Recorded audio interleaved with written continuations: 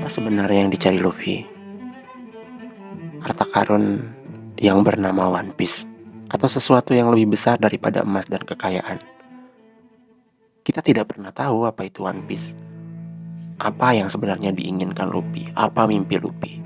Luffy hanya bilang dia ingin menjadi raja bajak laut. Tapi alasannya kenapa belum diberitahu dan selalu ditutupi. Oke, let's go. Kembali bersamaku, Zero. Ayo kita mulai. Take all. Series One Piece. Aku menonton series One Piece itu sejak kecil. One Piece dimulai dengan seorang narator, pria yang berbicara tentang mimpi manusia yang tidak pernah berakhir.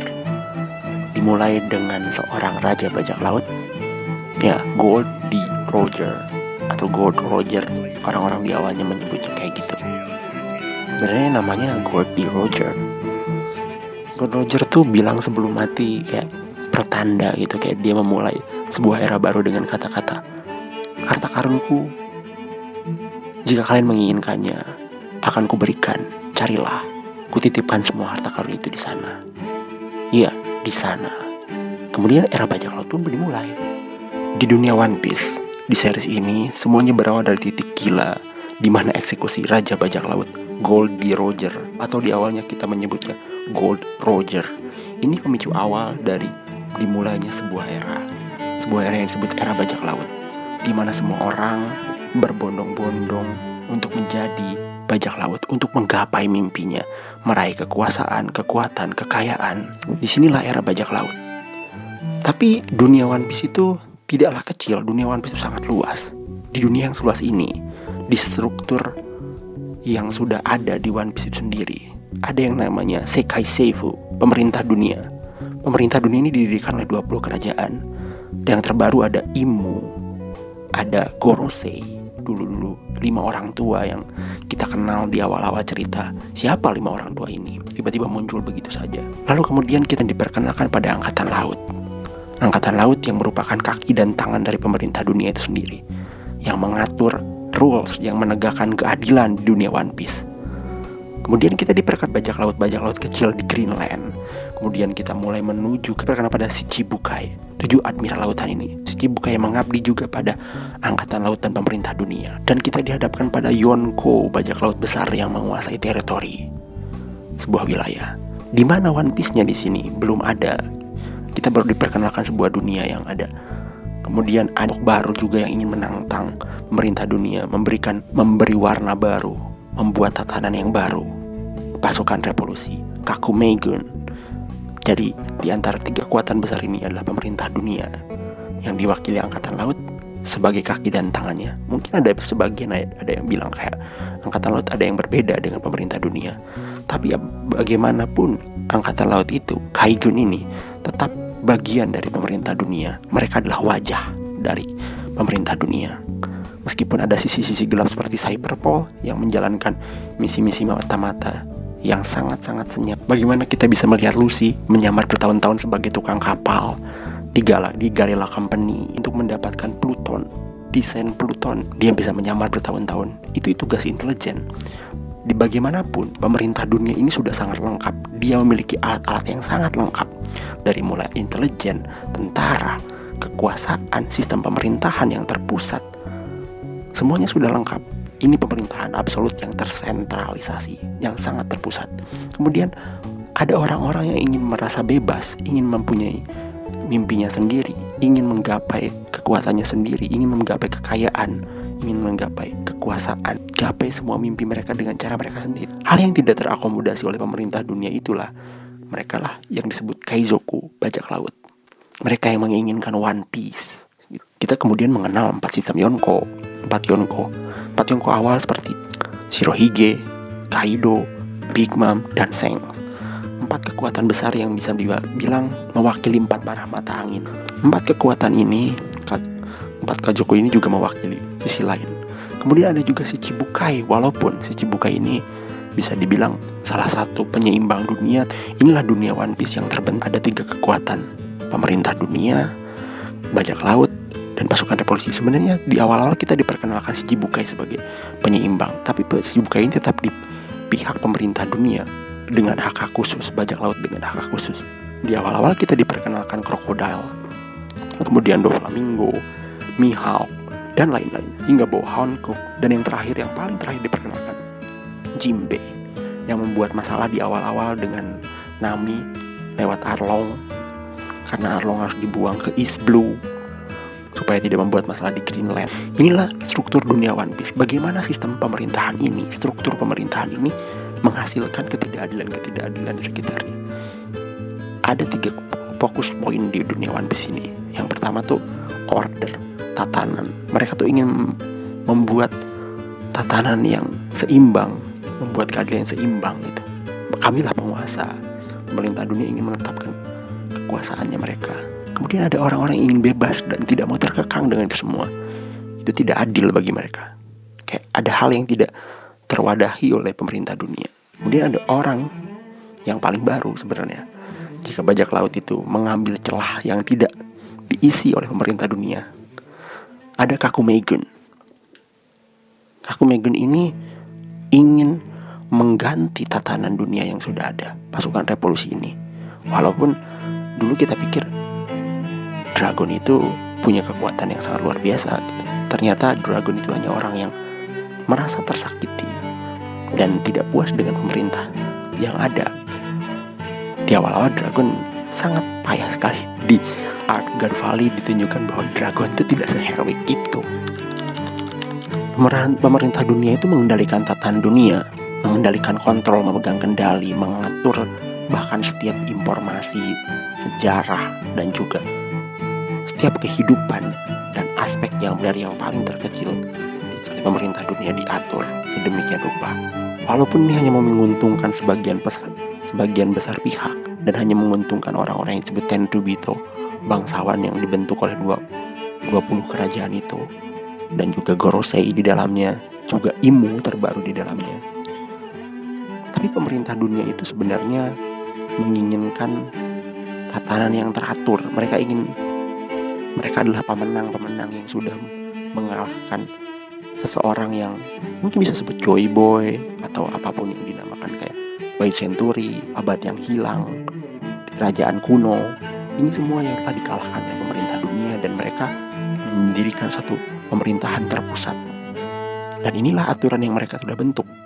Mereka selalu takut dengan kekacauan, selalu curiga dengan perubahan, selalu ingin mempertahankan status quo mereka, selalu ingin mempertahankan status awal mereka.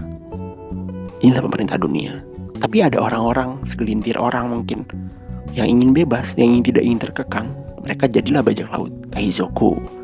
Orang-orang ini ingin bebas, ingin mengatur dunia mereka sendiri. Big Mom dengan caranya, Kaido dengan caranya, Shirohige dengan caranya, ingin membentuk keluarga, Sang dengan caranya. Bajak laut ini juga ingin mengatur hidup mereka sendiri. Mereka tidak ingin ikut dalam tatanan ini. Mereka ingin melawan tatanan ini, tidak melawan secara langsung. Mereka ingin membuat dunia kecil mereka sendiri.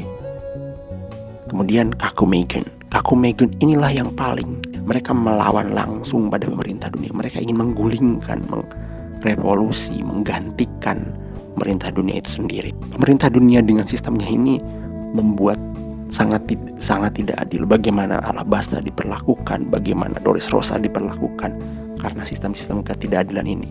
Bagaimana orang-orang diperbudak untuk kesenangan Tenryubito, bagaimana ketidakadilan dan ketidaksetaraan yang terjadi oleh dunia yang dengan struktur sosial dan struktur pemerintahan yang seperti ini sangatlah tidak adil, sangatlah menimbulkan banyak perlawanan. Tapi bagaimanapun pemerintah dunia ini terlalu kuat, tapi tetap menimbulkan celah seperti Kaizoku, bajak laut, dan Kakumegun.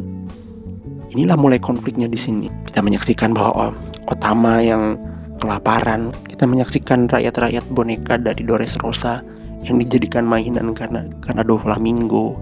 Bahkan Doflamingo itu sendiri merasakan penderitaan itu dan membuat orang lain lebih menderita lagi. Kayak struktur sosial dan struktur masyarakat di dunia One Piece ini sangat-sangat buruk. Ini karena struktur yang dibuat oleh pemerintah dunia ini. Betapa sedihnya orang tidak bisa makan, betapa sedihnya orang tidak bisa mendapatkan apa yang mereka inginkan. The winners takes all. Pemenang itu mengambil segalanya, mengambil semuanya. Kekayaan, kekuasaan, semuanya mereka ambil. Inilah 20 kerajaan yang membentuk pemerintah dunia. Pemerintah dunia atau bangsawan-bangsawan ini, Tenryubito yang membentuk kekuasaan mereka yang sudah mendapatkan segalanya.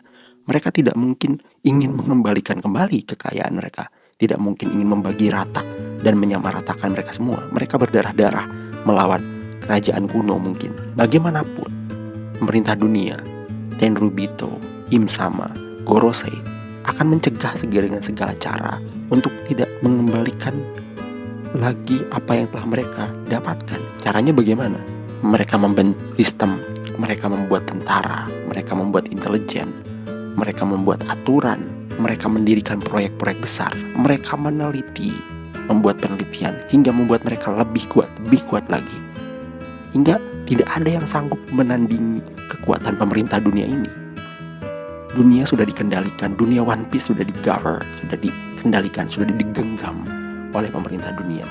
Tapi meskipun seperti itu, ada orang-orang yang masih tetap bisa melawan, ingin merasa bebas, ingin keluar dari sistem ini, ingin perubahan. Mereka lah bajak laut, mereka lah Kakumegen, para Yonko dengan tujuan mereka tersendiri yang tetap ingin bertahan dan membuat dunia yang lebih kecil, ingin mendapatkan keinginan mereka sendiri. Shirohige yang menginginkan keluarga, Kaido yang menginginkan kekuatan, yang menjadi makhluk terkuat, Big Mom yang ingin punya cita-cita hidup berdampingan dengan banyak ras yang berbeda-beda.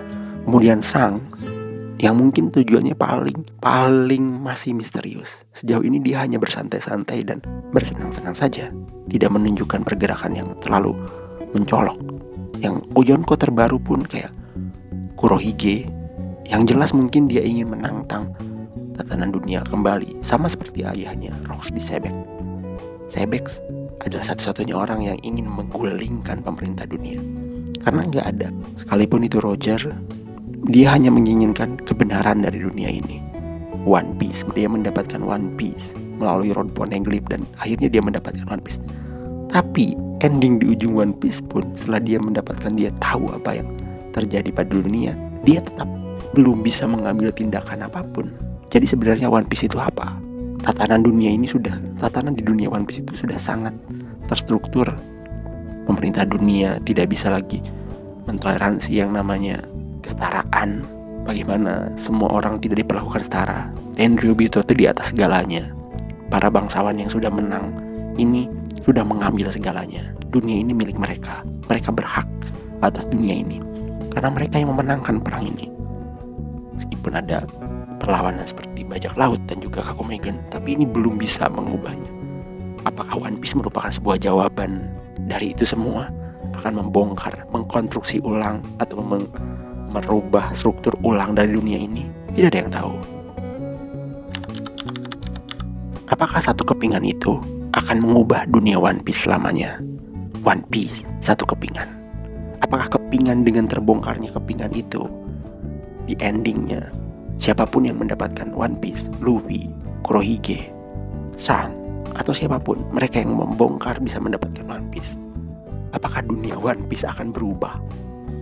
Dan apa One Piece itu sebenarnya? Hingga ketika One Piece terbongkar dan ketika One Piece didapatkan, dunia akan berubah dan bergejolak.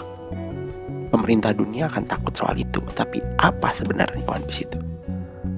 Aku berharap One Piece adalah sebuah konsep yang bisa merubah struktur dari dunia yang sudah kita saksikan selama berpuluh-puluh tahun.